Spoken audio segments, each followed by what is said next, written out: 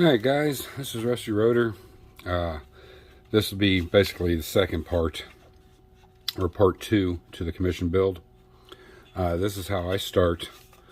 Get my body out once it's been washed.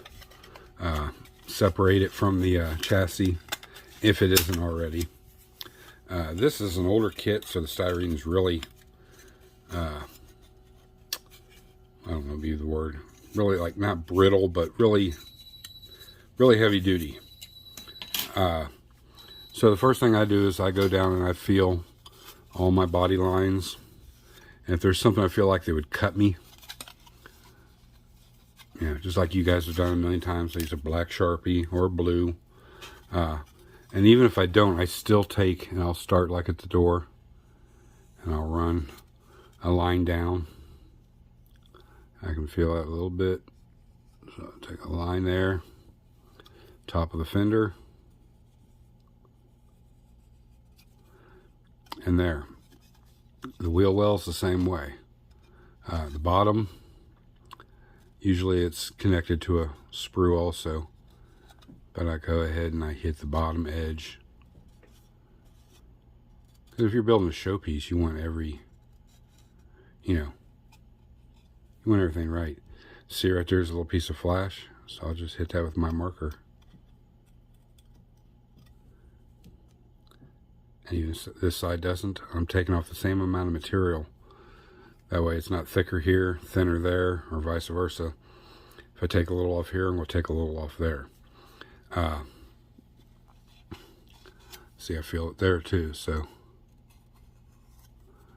I'll go ahead and do this side as well. Inner fender wells feel pretty good on that. This back trunk, definitely. All the way down. And then I feel around my windows. This right here, because if anybody knows when you're painting, if you don't tooth that surface up, paint is going to roll back to this side and leave that color of your primer exposed through, or whatever. Some guys don't even primer. Some guys just will sand a little bit and paint, the styrene body. I don't believe in that, because I did it years and years ago, and nothing else is proof down the road that it just won't adhere to it very well over time. It'll want to peel up. And then I've seen guys that's had them painted for 30 plus years and never had any issues with the paint, but I don't like to take those precautions.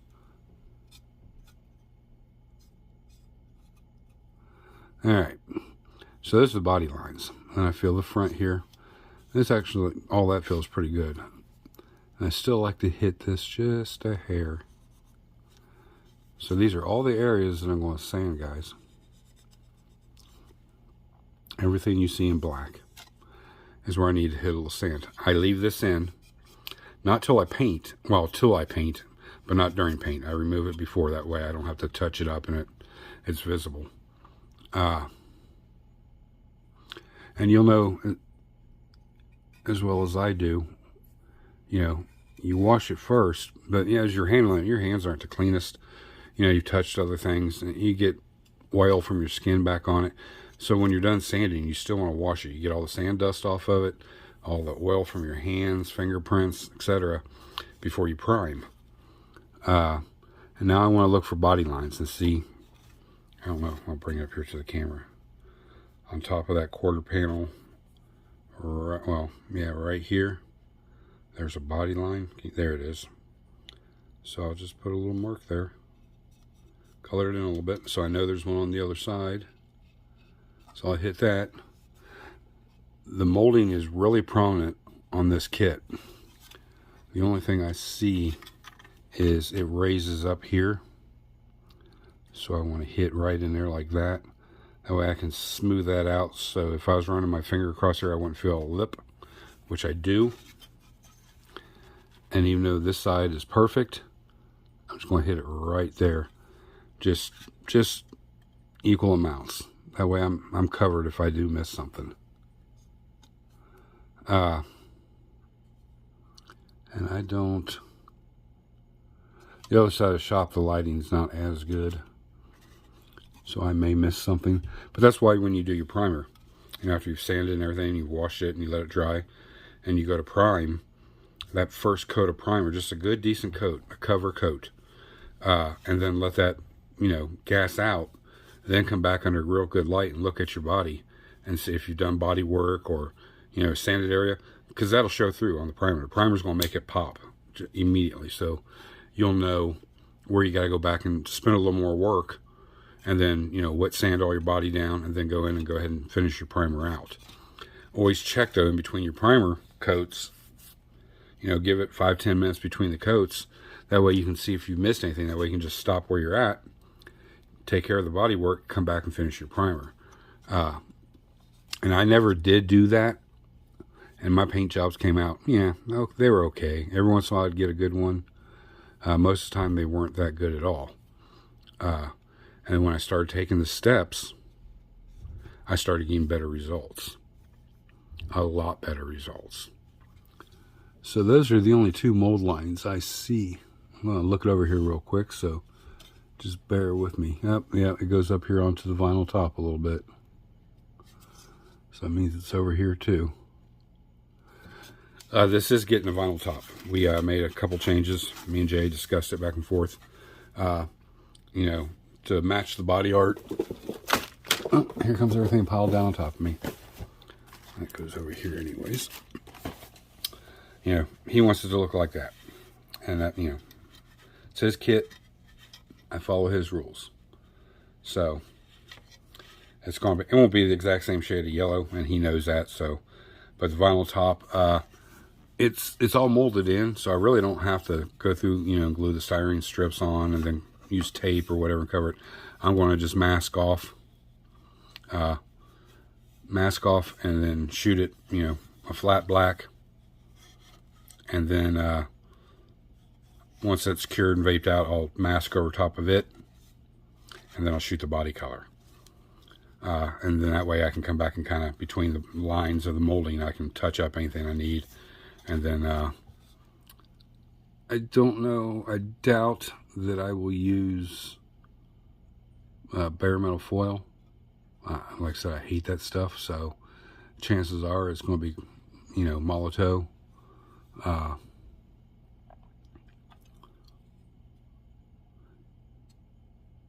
You know, well, let's see, if you go back and keep looking, always before you start sanding, just double check everything. So since it's on part of it, I'm going to do the whole fender well. The same way on this side. You know, this side may not need it. We want the paint to stick to it. And let's go ahead and do the back side too. You're safer than sorry if you just do it. You know, it's just all in the process, all in the steps. Take the steps. This is the first step. Finding all the imperfections. Even at this point, if you can find a divot. So let's say there was a divot right here, and just due to a mold, a sink mold, I would just cover over like that. That way I know, you know, the marker's down inside the sinkhole, and I'd sand and just keep going through the process. I always start with like a what is it? Hold on. Let me grab my trusty. And see, guys, this is how I keep my sandpaper. I cut them up into little pieces. That way it's just easier to work with. So I got 600, and I'm going to have to cut up some more 600. But I'll start with like 600 or 800 depending. In this case, I'll start with 800 because the body's in really good shape. I'll do the whole body. Get it back over here. Put the cap back on. We'll use this as a pointer. So I'll do the whole body in the 800, especially these areas. I'll hit this, and I'll use a sanding stick for the real rough edges, and then I come back over it with the 800. The sanding sticks are probably about a 400. Yeah, they are 400. So then I come back over with the 800, then I step it up to 1,000, and then I go from 1,000 to 1,500. And then from 1,500 to, I don't have it in here, but I usually go up to 2,000. Then after the 2,000, I stop. That's got everything smooth again, ready for the primer. And then once I primer it, I use 3,000 every time. Same process, same steps every time I do a model. I don't care if it's just box stock, if it's a snap tight and it's box stock, a full complete show quality, detailed job, it doesn't matter what it is. I follow the same steps with every kit. And I do that way I get in a rhythm. I'm in a habit. I know where I'm going to start. I know what I got to do first, what's second, so on and so forth. So, when you go out and you spend your $30, $40 on a kit, that you saved up for, you want it to look good, take the steps. And, this is basically, you can eliminate the first step if you want, because you're going to wash all this again, but I just do it just to, in case there's other stuff on there and my eyes aren't the best and I see something I think it's an imperfection. Actually, it's just a piece of dirt or dust, and I did something more than I had to. But that's why I like to wash everything. I start with a nice clean product, and then when I'm to this point. So we will grab real quick. We're right about 12 minutes. We're going to try to make these about 15 minutes. 1,500.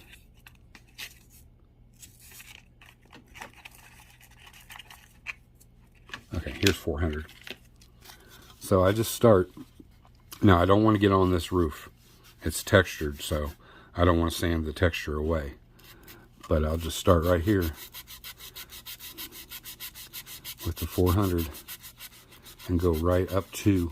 That's why I like these sponges. They let you conform to shapes easier.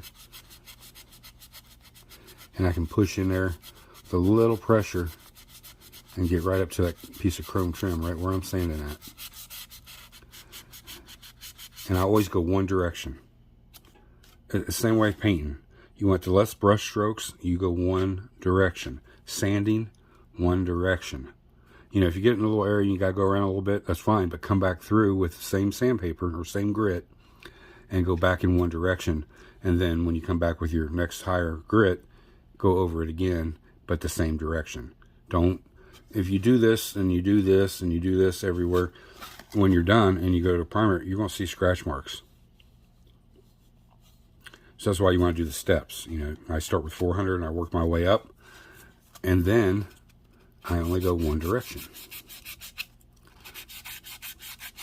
And then I bring it all the way out. So then I start getting on that corner. I'm not putting a lot of pressure, guys. Just kind of let the sandpaper do the work, especially on those body lines. You don't want to take away any detail or anything that's there.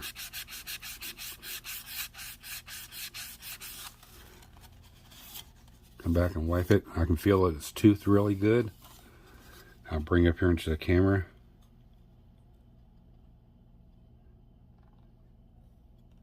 Like I said, lighting's not that good in this side of the shop, but you can see that body line's gone. Now up here is going to be a different story. A tiny little corner you're not going to notice by the naked eye if I take a little of that, molded in texture out, and I use the same thing. I'll use the corner of that sponge, and this is a little time consuming.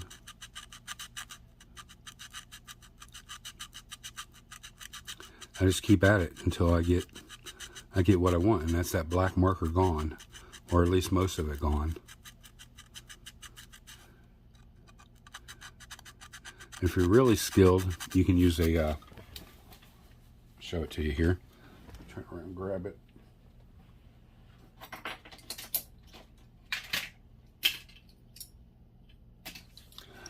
There's 3 types of blades I use. I use the number 11, X-Acto brand, number 11. I do buy generic blades because they're cheaper. They're not as, I don't want to say as sharp, or they don't last as long as X-Acto brand, but they are just as sharp when you get them, and they do the point, and I get 3 times the amount of these for the cost of, you know, that brand right there. So, balling on a budget. And then I use these type of blades.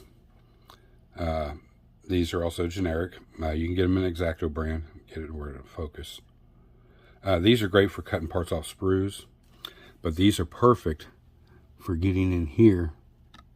And I can just, if this blade's not sharp, so I'm not going to put no pressure into it, but I can scrape a little bit and get that little mold line out of there, and then come back and, you know, work it in. And then they have the chisel blades. Those are the only 3 blades I use, guys.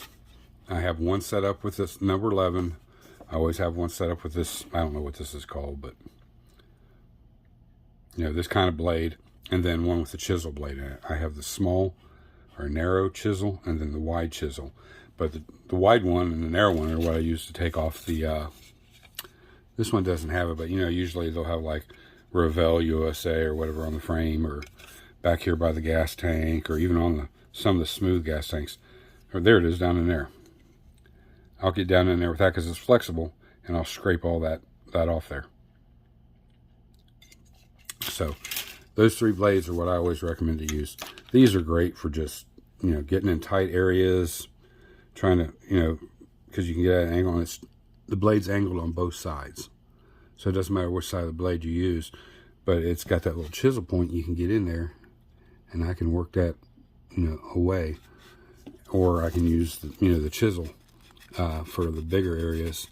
And then I just come in with sandpaper, and it's, you know, I may spend 10-15 minutes just right here like this until I get the results I want. It's not a quick process, but by doing this, I end up with a better result. So, you know, and then I've done it here. So I'm going to go over the whole body with 400.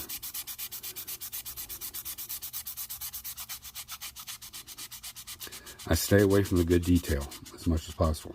I'll get in here in these fins a little bit because we want the paint to stick. And then I'll smooth them out with the other sandpaper when I come back.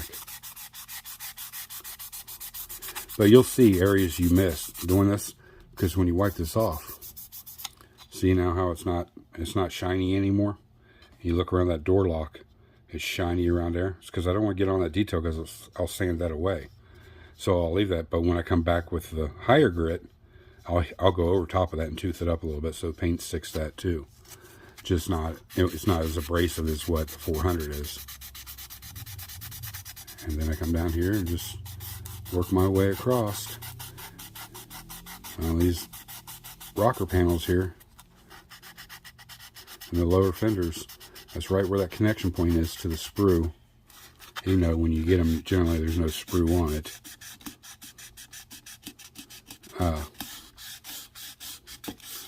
And you can see just like that. I mean,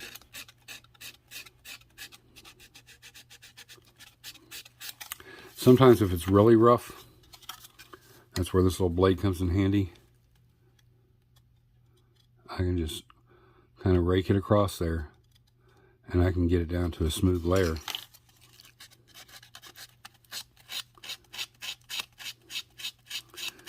Because I'm doing this, you see it's not going away. It's because it's sanding, and it's going to take it a minute, because the center, see where it's white in the center, is like black all the way around it. Oh, you can't see nothing, can you?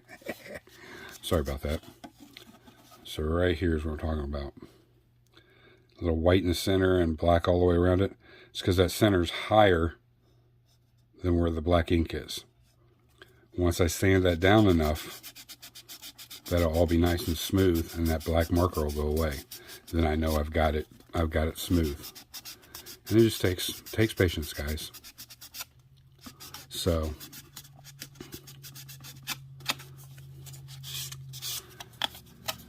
that's kind of what I do, and I'll do the whole body that way, other than the top in this case, because it's going to be vinyl top. I don't want to sand away the detail. And you don't have to worry about being so clean with your project right now. Right now you're getting rid of all the imperfections. Mold lines, imperfected body lines, like on this one right here. See, I just hit that a little bit. Then I come up here a little higher and get in there and put a little pressure. Let the sandpaper do the work. And I can hit it at a different angle. but always going the same direction. Now there's some areas you just can't go this way. Like here, it's too hard. So I won't hit it with the 400 going across here. I'll wait to do the higher grits where I can kind of get in here and sand a little bit. The main thing is just toothing it up. Now this is just down in the body line. I'm not worried about that because I will etch this a little bit. There's some more light. But it's smooth now where it was raised. This side's not so bad, but we're going to do it anyways.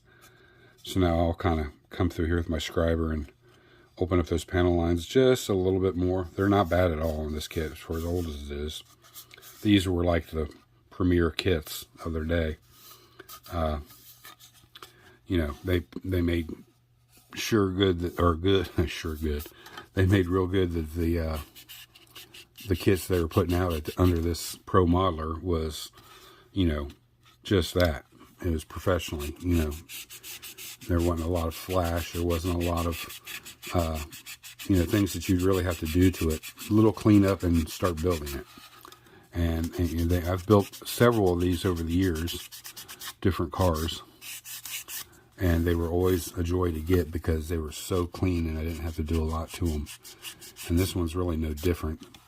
Try to do this in camera here. Anything that's a race area, there is a little lip here, so we want to kind of just hit it like this. Still going in the same direction. I'm coming back about a ½ inch and just swiping and putting pressure on it. Because I don't want to take away that little lip. Now this I'm going against the grain, but it's just to check something. I'm going to come back the other way. That way I get rid of any cross-hatching sand marks. And I can see that's down in the body line, so I'm good. So I'll come back again, give it a few swipes. That way all my sandy marks are one direction. And then, like I said, I don't want to hit too hard on those marker lights. Just light sanding, because there's no imperfections there, so I don't have to hit it real hard. And then hit it here. I'll use about 2 of these per body for this step. Or 2 of the 400 grit, I should say. So, the only recommendation I can tell you is really stock up on your sandpaper. I'm not sold to any one particular brand. Tamiya doesn't outperform, you know, Testers or whoever has it. Now, when you get into the sanding sticks and stuff like that, you know, the generic ones are cheap, but what is the name of the one? It's real I can't even think of the name of it. It's a real popular one. You can get them on scale riders. I think even Mark Hobby Nut I can't even talk today. Hobby Nut Models. He has them. I think also real high grade sanding sticks. Squadron, I think that's the name of it. I'm not positive. I'd have to go back to his website and check. And it's one of the things I'm going to be getting here soon, because they are good sanding sticks. I've had them in the past. Whichever one's the ones that Mark carries. I've got them at different places, but I'll be getting them from him from now on. But they are great. They do last a long time. As long as you're not hard on it. You got to remember, you're not sanding a real car or a piece of metal. You're sanding plastic. You know, smooth. Don't put a lot of pressure. Let the sandpaper do the work. There. See? Nice and clean. And now as I do the next grade, it'll smooth it up more, smooth it up. And then, you know, where I'm ready. Now I'll come back through here and kind of just double check everything. I see there's some little like tiny flash on that door. So I just run it across there. Just to kind of get rid of it. I don't want to put my knife in there because it'll actually cut into some of the detail. So a little sandpaper sometimes is better. There we go. Now see, if you look up here, I got a real big raised edge. But that's the piece of trim coming down from here all the way down the A-pillar, down to the cowl and the top of the door where it meets the fender. I'm just going to sand on that for, you know, a few minutes. I'm going in the direction of the trim. I'm not going like this, I'm going like this. Then I run my finger across it. If it's not feeling rough anymore, so I know I've done what I need to do. Same way with this. I just get on that body line, and I go back the same direction that I was always going in. I hit it down to here. And then I want to stay off that marker light so much. Just doing what I'm doing.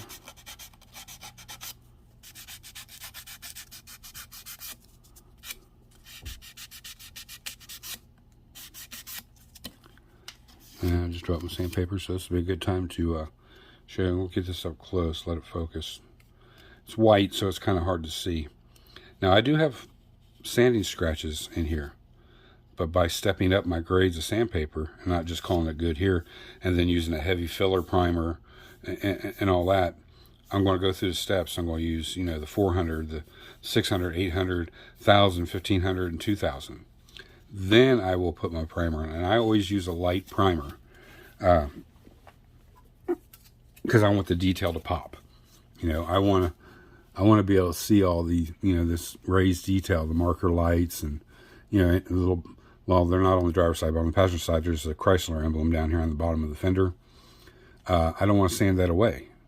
Now, if it was a custom job that, you know, the body was smooth, the door handles were shaved, and mirrors were gone, all that, that's one thing. But just for a stock car, I want all that there.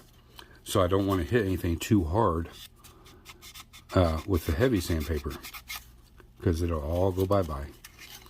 Okay, guys, we got about 3 minutes. These are all going to probably be about 30 minutes a piece.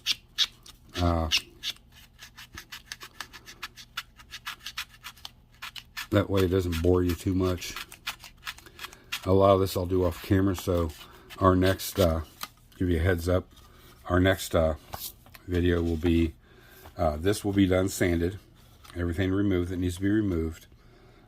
Washed, dried, ready to go. We are using the stock hood, so I'll get that sanded and prepped. Any, whoops, sorry for that, guys. Any of the valances, rear or front, if it gets them, I don't know. I think this one has a front valance. I don't know if it has a back one or not. It looks like it's going to have a plate back here, and then it's going to have the rear bumper. But those will get sanded as well, and that stuff will go into primer, and that will be our next video, priming the body. You guys will actually get to see me spray the primer and see how I do it. I'm not going to time lapse it. I'm not going to stop the video and come back. We're going to do, I'll be set up and ready to go. We're going to shoot the primer. We're going to wait to 5 minutes. In that 5 minutes, I'm going to check over the body real quick, make sure I don't have any imperfections, and if not, we'll go right back to putting the second coat on. If I do see any imperfections, we'll stop. We'll talk a little bit. I'll show you where the imperfections are and what I got to fix before I put any more primer on it. So, you know, you guys get a chance, hit that link down there. Check out Ryan's, you know, Z-Force Model Works. Check all his stuff out. Go to Hobby Nut Models. You know, get you something from there. Get you something from Ryan. You know, two great companies providing the hobby community with great products. And Mark is always paying it forward. He's a great guy. He's being good to me. I'm trying to return, be good to you guys. So, you know, if you want to see anything, you know, always leave it down in the comments. I'll try to make a short video of it or somehow, or incorporate it into another video. I hope you guys enjoy this series. Like I said, next time we'll be ready to go into the primer. And then if I do have to go back and fix a mistake, maybe I'll show you the next step. We'll jump ahead a little bit because the next step is real easy. It's just little tiddly, you know, time-consuming things. But, you know, I still got to finish this up. So, till next time, guys. This will come out probably once a week. maybe twice a week, because it's not going to take a long time to build this. So maybe Thursday I'll put out another little video on the next step, priming it, getting it ready, and then we'll see you then, guys. This is Rusty Rotor. I'm out. Oh, wait a minute. No, I'm not. Thank you, guys. All my subscribers. You guys are the reason why this is happening. You know, I couldn't do it without you. And you want to keep up on this build series, hit that bell notification. Drop me a sub if you haven't already. Thumbs up, thumbs down. Leave a comment. Go to my email, leave a comment. Doesn't matter. Either way. And now I'm done. You guys enjoy the rest of your day. This is Rusty Rotor. I'm out.